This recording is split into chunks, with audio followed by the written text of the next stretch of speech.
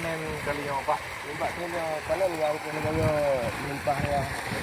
Dengan kali itu Bukan belum harap tahu pun sono ada belum dah. tambah ke limpah wali padanya ulam. Biasa pada panen berapa tahun hasil panen di biasa panen.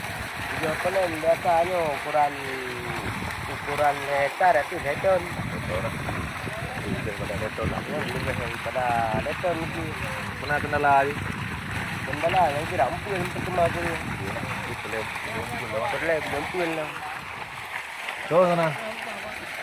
Abdul Kadir Abdul Kadir dari dari kampung Mantangano, Kecamatan Kemedu. Terima kasih Pak. Saudara ya.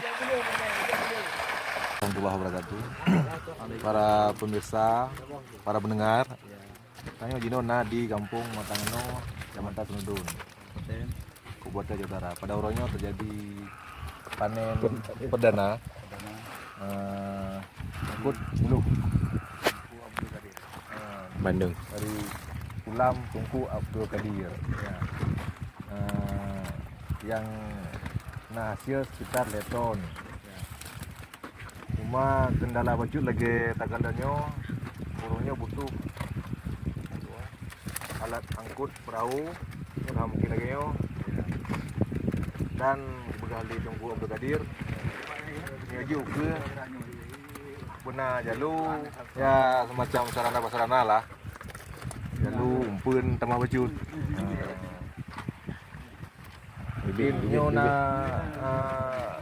seorang pelaku perikanan yang di kampung Mantangano. Kiban Tungku Faisal yo mengenai panennya ukeji kiban kendala petani no. Kendala petani yang pertama kekurangan biji le. Ya kan? Lengan umpun. Jalur dan alat-alat insektisida. Alat apa? Alat-alat insektisida. Insektisida. Racun lah. Yang sangat butuh untuk pertanian dan perikanan. Lain hana kendala. Lain nak kendala pek kurang. Peng kurang mungkin aja peng Tungku Haji.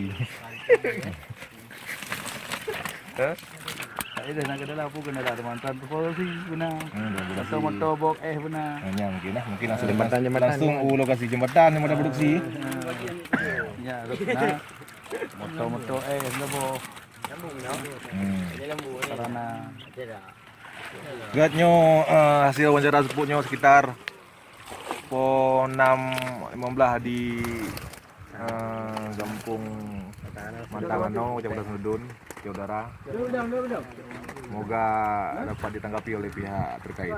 Terima kasih. Kami dari kru Sapras TV mengucapkan selamat melaksanakan ibadah salat maghrib. Assalamualaikum warahmatullahi wabarakatuh.